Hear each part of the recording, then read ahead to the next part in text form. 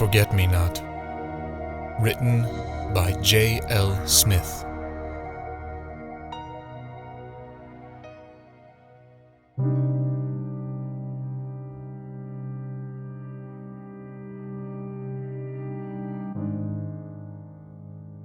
We promised to love each other forever. We said that if anything ever happened to one of us, the other would never forget how much in love we were. But that was when we were younger, and we all know how those things go. We grew up and grew apart, and I guess at some point maybe I forgot the promise. She didn't forget. I married Amy, my college sweetheart, 6 months ago. We were so happy. We'd been engaged since the summer before senior year, even though our parents had practically begged us to wait. But we knew we were in love and had no doubts about spending the rest of our lives together. We had the wedding in the fall after graduation and honeymooned over the holidays in Hawaii. The best wedding gift we received came from my parents upon our return to the mainland. Our very own house in my hometown. It was great. We moved out of our small apartment near campus and into our new house back home right away. Our life together was starting out perfectly. I got a bit of shocking news not long after we settled in. I was home alone, about to make myself some lunch, when there was a knock at the front door.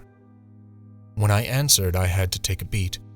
The teenage girl who stood on the welcome mat holding a small brown gift bag was familiar to me, but I couldn't immediately place her. I finally realized who she was when she smiled and said, "Hi, Gregor." Other than my parents, the only person who ever insisted on calling me by my full first name was my ex-girlfriend, Jennifer's kid sister, Susanna. She said it was more interesting than plain old Greg. As I greeted her, I thought back and realized that the last time I'd seen her was before I left for college, before I'd ended things with Jennifer. "It's so good to see you," I said, offering a friendly hug. She said the same, and I invited her inside. As I led the way into the living room, making small talk, I had to wonder why my ex's kid sister was coming to see me. Of course, there was a small part of me that prayed it wasn't to try and convince me to see Jen. After all, the breakup wasn't exactly mutual, and the last time I'd seen her, she was sobbing on her front porch as I walked out of her life. Nevertheless, I played the gracious host, offering food and drink, asking Susie to make herself at home.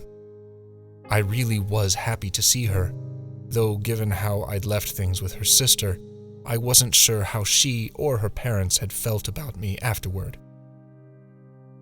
We talked catch-up for a bit.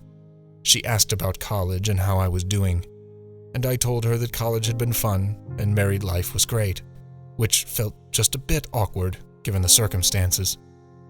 I asked how school was going and if she knew what she was going to do after senior year, and she said school was going good, all A's and B's, but she wasn't sure yet, maybe college, maybe a year off since she still lived at home. I was on the verge of asking about Jen, not wanting to seem like I was avoiding the topic, when Susie finally got to her reason for coming to see me. She offered me the small bag she'd been holding. I couldn't believe it. I gave Susie a hug and again told her how nice it was to see her, then said goodbye. After I closed the door, I fell against it, nearly dropping the gift she had brought me. It was a framed black and white photo of Jennifer, one that I'd taken while we were still together. In it, she was so happy, smiling and laughing, with a light shadow over the left half of her face and the warm afternoon spring sun to her right. It had been my favorite picture of her. "Why are you giving it to me?" I'd asked. Susie had taken a shuddering breath, and I'd noticed her eyes were watering. "She would have wanted you to have it." Then she'd explained. Jennifer had taken her own life about 6 months past, about a week after the wedding. Hearing the news had knocked the wind out of me, and I'd really only heard half of whatever else Susie had said. I'd known Jen had taken the breakup hard, had kept calling me for weeks afterward, but when the calls eventually stopped, I'd figured she was finally able to move on. I couldn't believe that she would kill herself over me marrying someone else, nor had Susie stated outright that that was the reason. She hadn't been in any way accusatory and seemed genuinely happy to see me again, despite the reason for the visit. I did my best not to dwell on thoughts and feelings of guilt, and it's not that I didn't feel awful for Jennifer. I really had loved her once. But should I really blame myself? I couldn't get Jennifer out of my head. A few days after Susanna's visit, I decided to pay my respects. I'd thought about doing it the day after I got the news, but wasn't sure if I should. Of course, there was the fear of running into Jen's parents. After all, being so soon after the tragedy, I was certain they probably still visited quite often. Most people would. Amy was out running some errands, so I went to the cemetery alone. I stopped by the local flower shop on my way, and after about 20 minutes of chatting with the owner, old Mrs. Crowley, I walked out with a bouquet of forget-me-nots, Jen's favorite flower. When I got to the cemetery, I parked and just sat in the car for several minutes. The scent of the flowers was cloying, but I needed a moment. I had a feeling like I didn't know what to say, but what the hell would I say to my dead ex-girlfriend anyway? I'd told myself I had no reason to feel guilty, but didn't I? No matter how I tried to spin it, Jen had killed herself because I dumped her, because I moved on and fell in love with someone else. I hadn't told Amy about any of it, nor had I shown her the gift from Susie. I'd put it away in a footlocker and shoved it under my side of the bed. And it wasn't because I wanted to hide anything from my wife, but because I didn't want to burden her with the knowledge that the girl I dated before her had killed herself because of us.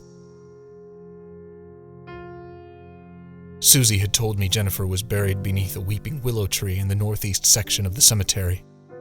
When I found her grave, I saw that her parents had given her a nice granite headstone, the kind with her photograph on it. It only took me a moment to realize that the photo they'd used was the same one I'd taken. On that day, we'd had a picnic, listening to music on my car radio, and spent hours kissing and cuddling on the picnic blanket. I lost count of how many times she told me she loved me that afternoon, as well as how many times she'd asked if I loved her, how many times I'd reassured her that I did.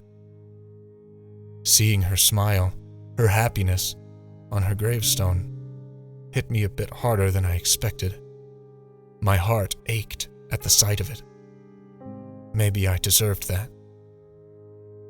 There were already bouquets of red and white roses lying before the stone, proof that someone, if not her parents, had been to visit recently.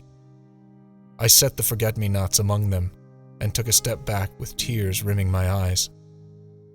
I was quiet for a long while, just looking down at the grave and not really believing that she was really gone, that she could really take her own life. Finally, I took a slow, deep breath and said, "I'm sorry, Jennifer." I told her I was sorry I hurt her. I told her I was sorry she was gone. I told her I wished I could have helped her. But I never knew how hard the breakup really was on her. All I'd ever known was that she'd said she loved me and begged me not to end things. But I was going to college, and didn't believe a long-distance relationship would work. I'd tried to explain that it was best for both of us, but she just wouldn't listen. I said goodbye, and I went home. Home, sweet home. Amy was already back home when I got there, sitting at the kitchen table and clipping coupons. My heart warmed when I saw her, and then I felt a pang of guilt. I did my best to ignore it as she greeted me with a kiss. "Where have you been?" she asked. "Had a few things to take care of."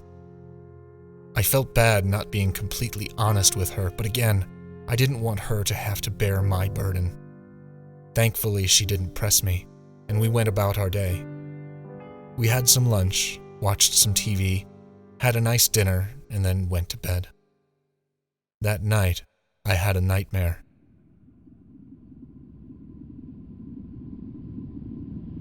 I was back at the cemetery. The moon was full and low in the sky. It seemed to light the whole place, all except for Jen's grave. I was in the clothes I wore to bed, a t-shirt and boxers, and shivered when a chilly wind blew through the leaves. The flowers I'd left were already dead, and when I looked at Jen's picture on her headstone, it was different. Not the one I'd taken, but one with her looking sadly off to one side. I looked down and the ground seemed to be moving. At first I thought it was just overgrown grass blowing in the breeze, but when the weeping willow's branches briefly parted and the moonlight came through, I saw that it wasn't grass, but worms, long and shiny, wriggling up through the earth. I staggered back a step, and when I looked at the headstone, it had changed again. This time, I could see that Jen was in a bathtub, with murky water barely keeping her modest. The wind gusted, nearly knocking me to the ground. I managed to stay upright, but stumbled forward and felt my right foot sink into the earth. I instantly felt the cold sliminess of writhing worms all around my bare ankle. When I tried to pull free, I couldn't budge. An unnatural suction seemed to hold me in place, and however I tried, I couldn't tug free. I looked all around for some leverage, low-hanging branches or nearby headstones to grab onto, but there was nothing within reach. Struggling to keep my balance, I looked back to Jen's picture once more. What I saw then was horrible. The scene was the same, but it wasn't. There was more to it than before. Jennifer was lying motionless in the bathtub, and I could see why the water was murky. On either of her forearms was a long, thin gash. Thick streams of blood ran from each one and down the sides of the tub into the water. Susie hadn't told me how Jen had killed herself, but somehow I knew that was it. That's when the wind began to howl, and this time when it gusted, I was thrown to the ground face first. When I tried to catch myself, my arms plunged wrist deep into the bed of worms. I immediately tried pushing myself back up and slipped in deeper. I struggled, and I could swear the wind wasn't just howling through the trees. It was howling my name.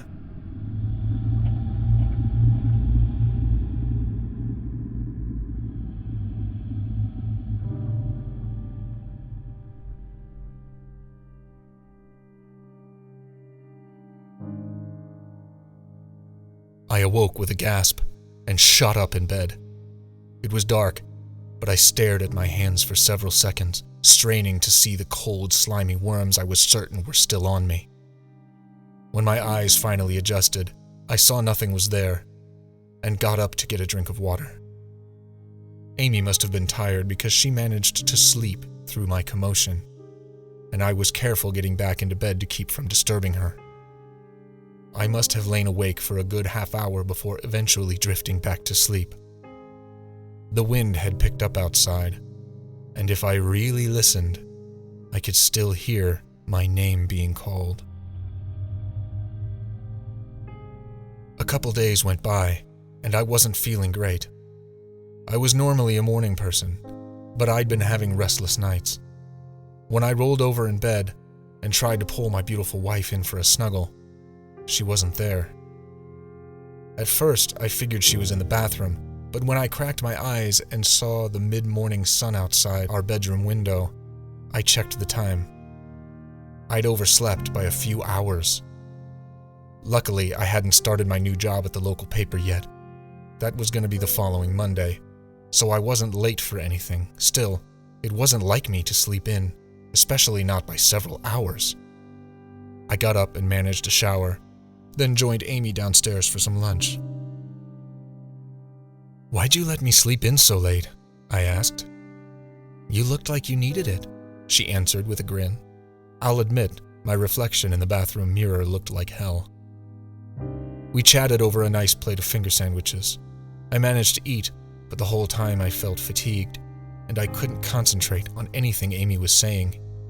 I guess she'd noticed my half of the conversation was lacking, because she asked if I was feeling okay.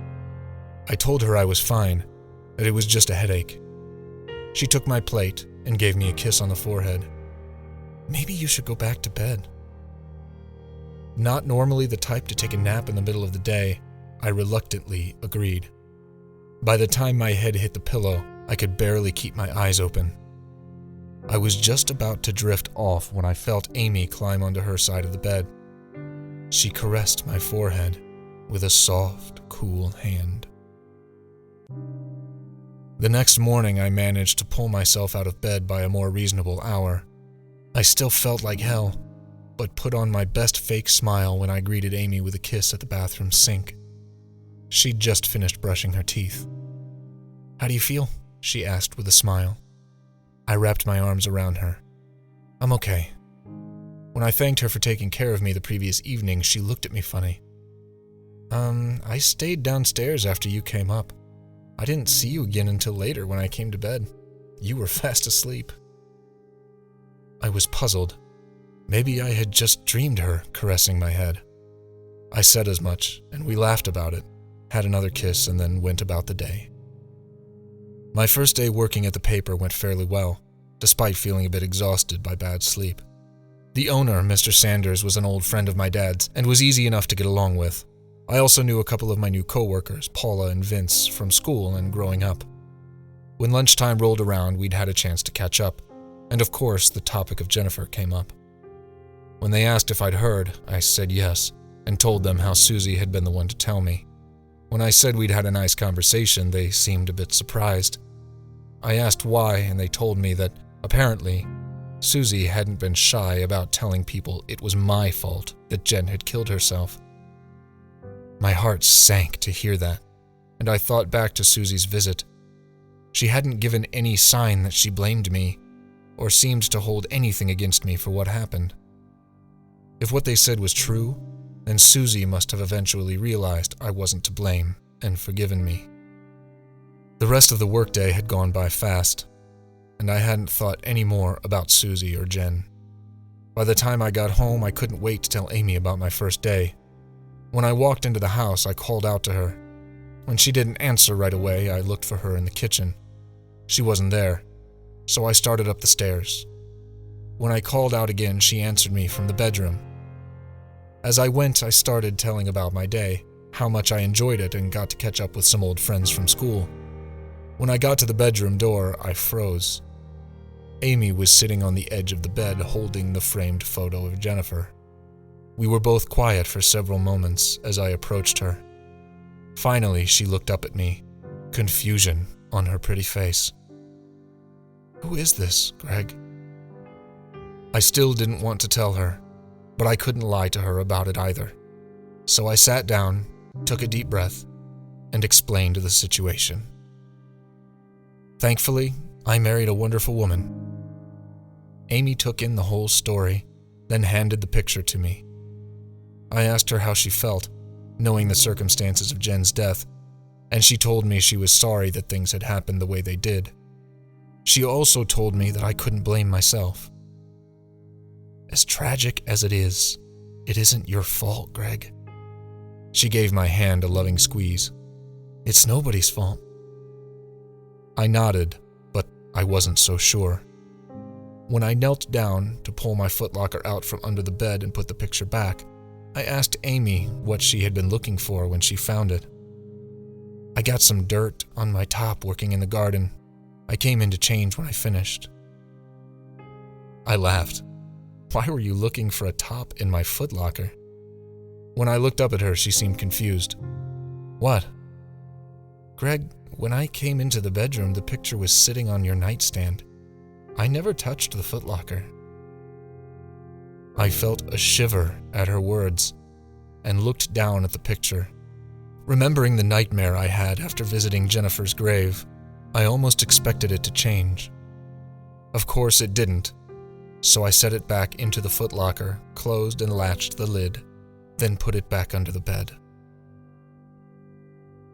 I woke up in the middle of the night to the sound of wind blowing through the trees outside. I didn't think anything of it at first, and when Amy spooned me, hooking her arm around my chest, I took her hand in mine. I shivered slightly at the touch of her cool skin. Should I turn up the heat? I asked with a yawn. She didn't answer, but squeezed my hand as she snuggled me. I smiled. Okay, I'll keep you warm. I blinked heavily several times and then closed my eyes again. I was just about to nod off when I heard the click of the bathroom light from down the hall. My eyes snapped open, and I saw Amy walking tiredly back toward me. Every hair on my body stood on end as I shook free of the cold hand and jumped out of bed. I was at the light switch in a flash, and as soon as it was flipped, my eyes searched the room wildly. There was no one else in the bed, or anywhere else that I could see. When Amy popped into the doorway and asked what I was doing, I almost screamed. She must have seen how shaken I was, because she put her hands, her warm hands, on my face and asked, "What's wrong?" I didn't know what to tell her. I had been holding someone's hand, I was sure of it. But I told her the only thing I thought would make sense. I had a nightmare. She hugged me and kissed me, and I'll admit, it made me feel a little better. In my wife's embrace, I looked warily about the bedroom, wondering what the hell I'd just experienced. When Amy looked up at me and asked if I was okay, I lied and told her I was fine. She led me back to bed and climbed in. I joined her, and as she rested her head on my chest, I remembered my nightmare again. Listening to the wind outside, I wondered if I would hear it calling my name. The first thing I saw when I opened my eyes the next morning was Jennifer. It took a moment to register, but when I realized the photo was sitting on my nightstand facing me, my flesh started to prickle. I could hear Amy breathing softly behind me, and part of me wondered if it was really her. Would I see her coming out of the bathroom again, or maybe stepping off the landing at the top of the stairs? I resisted the urge to leap out of bed and see who I was sleeping with. Instead, I sat up slowly, got quietly out of bed. I turned to see my beautiful wife still soundly asleep. Kneeling, I took the picture from the nightstand and replaced it in the footlocker. Amy was having breakfast by the time I was ready to leave for work. She asked if I wanted to join her, but I said I'd grab something on the way. Truthfully, I had no appetite, so I kissed her goodbye and I left. I didn't mention the photo. I was distracted at work. I still wasn't sleeping very well, and I still didn't have much of an appetite at lunchtime, though I managed to eat a bite. I confided in Paula and Vince about the nightmare, the odd things that had happened with the photo, and the hand I'd been holding in bed. They'd laughed and joked that maybe Jennifer was haunting me. I laughed too, because I'd never really believed in that kind of thing, but something about the idea unnerved me, and the rest of the day I couldn't help but wonder. I made a detour after work.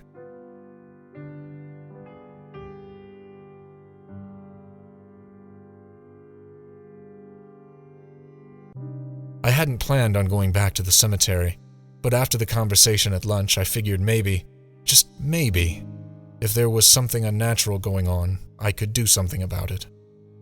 I had no flowers this time.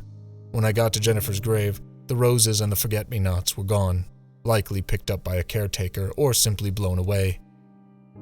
I felt nervous, so I stuck my hands in my pockets. Jen.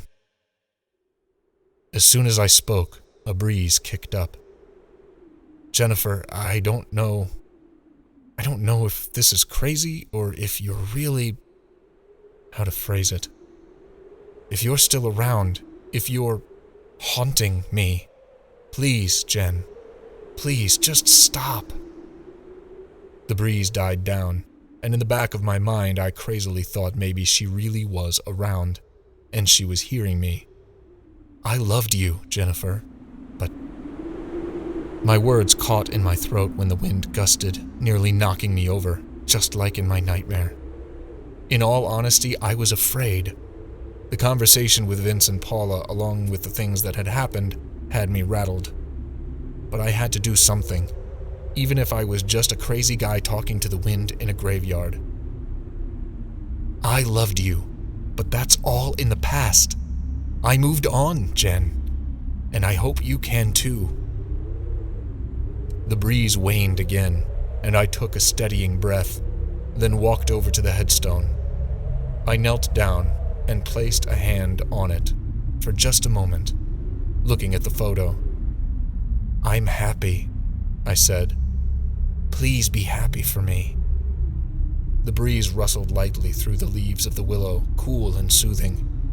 Once again, I said goodbye, and then went home to my wife. Amy was in the kitchen chopping carrots for dinner when I got home. I wrapped my arms around her and kissed her shoulder. You're late, she said. Sorry. She stopped chopping and turned to me. Important business? Nope, I said, just running late. She raised an eyebrow and then smiled as she kissed me.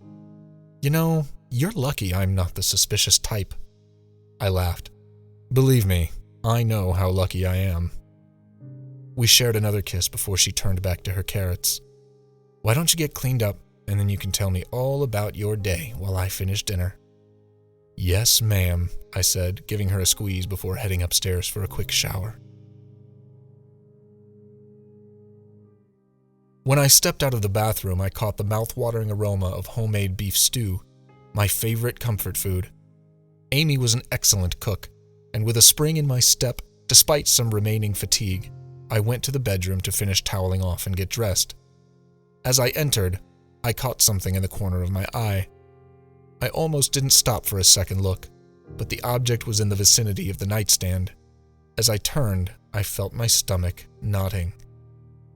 No. The picture was out of the footlocker again, this time facing away from the bed, toward me. I immediately told myself that Amy must have put it up, maybe out of guilt or something, but I knew better. She would have left that decision to me. I told you, I'm happy. I moved toward the nightstand and reached for the picture. I couldn't believe my eyes when it flew off the corner of the nightstand, right at my head. I managed to duck out of the way and it hit the wall, falling in pieces to the floor. I knelt down to examine it. The frame broke into pieces and the glass shattered. I half expected them to move again as I began to clear away the debris, but they didn't. As I picked up bits of broken glass and plastic, I saw that there was something on the back of the photo. My heart skipped a beat. The words "Forget Me Not" had been smeared on crudely in what looked like blood. I rushed down the stairs and into the kitchen. I'd folded the picture and stuffed it down into my pocket. Hey there, Amy said with a smile. Dinner's almost ready. Great. Do we, have any wine? I knew we didn't. We drank the last we had on our first night in our new home. Amy thought for a moment and started to answer. Why don't I pop out and get a bottle? I interrupted, smiling. Well, I won't be long, I said, and gave my wife a kiss. Okay, she giggled. Bye, love you. I called back the sentiment as I walked out the front door. I pushed the speed limit all the way to Jen's parents' house. It was a windy night, and the what-if part of my mind said it was more than just a late winter breeze. I pulled up in front of the 2-story Victorian and thought about what I would say. I didn't want to just barge in aggressively, but I needed to talk to Susie. For just an instant, I was sure I'd heard my name in the wind, and a heavy gust rocked the car. I got out and jogged up to the front door, trying to keep from being blown over. I reached the small porch and rang the doorbell, taking what cover I could from the elements. When there was no answer, I rang again. It was only a moment before the door swung slowly open. "Hi, Gregor." I asked if I could come in, and Susie stepped aside, motioning for me to enter. The foyer was dark. From what I could see, the whole house was dark, but there was a flickering glow of fire coming from the den. I heard the front door click shut behind me and turned to Susie. In the shadows, I couldn't tell if she was smiling or smirking. "Good to see you again, Susie." "Is it?" she said. I wasn't sure, but I followed her into the den. She told me to make myself at home and went to stand by the fireplace with her back to me. I chose to stand, feeling vulnerable in the darkened room. "So," I said nervously, "are your parents home?" "Upstairs." "How are they?" I asked. "Daddy had a stroke after Jennifer." She glanced over her shoulder at me. "Mom drinks a lot these days." "I'm sorry." "Are you?" I sighed. Of course I was sorry. I never meant for anything bad to happen to Jennifer. To anyone. She shrugged. "What is it they say about good intentions?" I pulled the folded photo from my pocket. "Is that why you gave me this?" I asked, holding it out to her.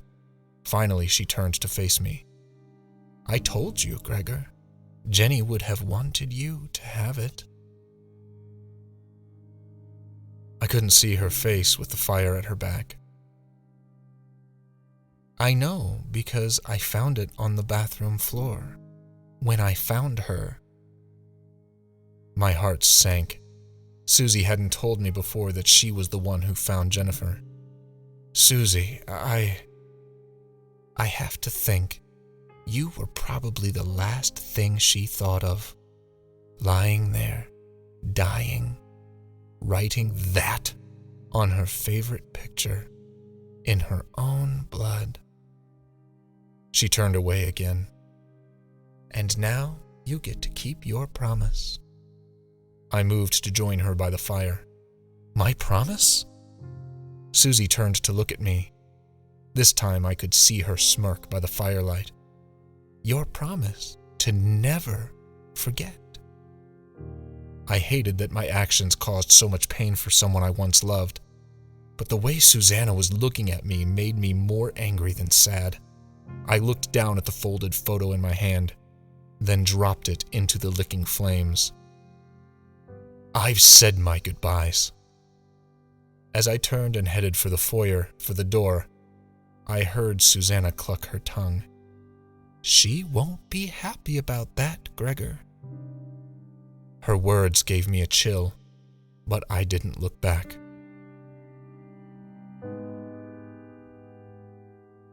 Amy turned to me as I walked into the dining room. I held up a bottle of Cabernet. "Not easy to come by in a small town," I said with a chuckle. She smiled.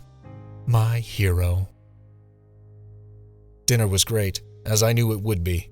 Amy's cooking was probably one of the many reasons I fell in love with her. The conversation was another. We always had something to talk about, and we had a great talk over dinner. I talked about work and how well it was going. Amy told me how the garden was coming along. Neither of us mentioned any of the recent odd happenings as we laughed, toasted, and drank wine. After dinner, Amy put away leftovers and I put the dishes in the sink to soak overnight.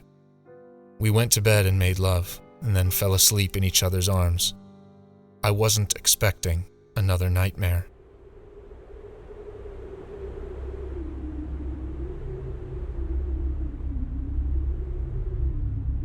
It was like before, but also different. I was naked in the graveyard, standing in front of Jen's grave, but the photo was scorched across the shadowed part of her face. The wind was blowing, and I could hear a voice, a feminine voice, calling to me. The ground over the grave was a mass of slimy worms, writhing and wriggling in the moonlight. And when the wind gusted, I stumbled into them. My feet sank in, and when I tried to pull myself free, the wind knocked me over. My arms slipped into the worms, and the harder I tried to push myself up, the deeper my arms sunk, until I was in up to my elbows. When I looked down, the pulsating mass began to part. Before my eyes, a pale, lifeless face began to emerge. I tried desperately to escape, but I was stuck. When I looked back down, I saw that the face was Jennifer's, but not as it had been when I saw her dead in the bathtub. Now she wore a terrible scowl, and her eyes, once a pale, beautiful blue, were two black, lifeless holes. I had no breath to scream, though I wanted to with all my being. I could only stare into those black holes, mere inches from my own, certain that my heart would stop dead in my chest.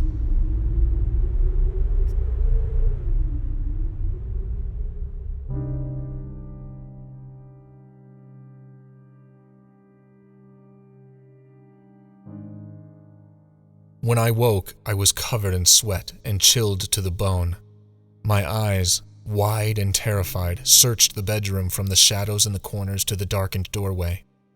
My pulse was pounding, and my heart was in my throat, but as I realized it had only been a dream, I started to calm. I nearly screamed when I heard a click and saw light spill out of the bathroom and into the hall from the corner of my eye. When I realized it was just Amy, I chuckled hoarsely. Then I looked over to her side of the bed, where she was soundly sleeping. For just a moment, I lay in confusion, my tired mind trying to rationalize. I'd almost managed to convince myself that one of us had simply forgotten to turn off the light before bed, but I knew that I'd just heard the click, just seen the sudden brightness of the light coming on moments before. I looked out into the hall, to the trapezoid of light mere feet away, and a pit of dread began to grow in my stomach. Outside, the wind was blowing, and in the back of my mind I heard the ghostly female voice calling my name. I knew I had to go turn the light off. I had to prove that it was all in my head. I had moved on, and my life, with Amy, was my own. Still covered in cooling sweat, I had to take several shaky, calming breaths. When I slipped my legs over the side of the bed to stand, I was unsteady, both fear and fatigue taking their toll. I kept one hand on the edge of the nightstand as I moved toward the door. When I looked back at Amy and saw her sleeping so peacefully, I told myself that everything was okay. It was just a bad dream. Once I could stand under my own power, I stepped out into the hall. As soon as I did, I could swear the wind outside picked up, gusting hard enough to make the house creak on its frame. With each step, I was less certain of my conviction. The bathroom door was almost within reach, but it seemed to take forever to reach it.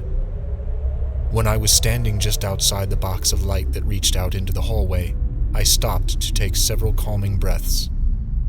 I reached out and wrapped my fingers around the door jamb, pulling myself into view of the smallish, brightly lit room. All the air left me. I couldn't have screamed if I wanted to, and I wanted to. Jennifer was in the bathtub, her pale, scowling face looking up at me, her dead black eyes locked on me, just like she had been in the picture that couldn't have possibly existed. She had one arm up on the side of the tub, and her crimson blood painted it in stark contrast to the clean white metal. I tried to scream as I staggered back, but it came out as a series of hoarse barks. When I felt the rail that runs along the staircase at my lower back, I tried to stop myself, but it was too late. I instantly felt a brief weightlessness as I teetered over it. I flailed, trying to catch myself, but there was nothing to grab onto. Twisting in the air, I hoped to try and direct myself to a safe landing, but when I felt an immense pain shoot through my spine, I knew I'd failed. I hit the stairs just below the halfway mark, easily a good 10 feet down, then tumbled limply to the landing below. My pulse was pounding in my head, but I could still hear Amy getting out of bed, calling to me from above. "Greg?" I tried to answer her through my grimace and couldn't. When I tried to push myself up, I realized I couldn't move my legs. Seconds later, I heard a gasp. Amy must have peered over the banister and seen me lying there, followed by the sound of her hurrying down the stairs. "Oh my God, Greg, what happened?" I looked up at her through tears, still unable to speak. As she knelt down beside me, I noticed something over her shoulder. Sitting at the top of the stairs, leaning casually against the newel post, was Jennifer. She still looked lifeless, and dripped with blood-tinged bathwater, as if someone had just posed her. But she gazed at me angrily, her nothingness eyes piercing into me. I wanted to scream as terror welled inside of me, but I couldn't. Instead, I closed my eyes so tightly they ached. "Come on, let's get you up," Amy said as she slipped an arm around me. It didn't take her long to figure out there was something seriously wrong. While she went to call for help, I had no choice but to lie there in excruciating pain, blind by my own choosing and mute save for various grunts and groans.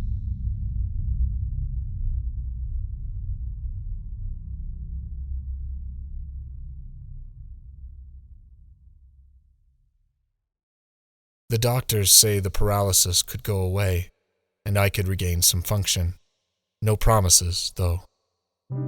Honestly, it wouldn't be so bad, if not for Jennifer.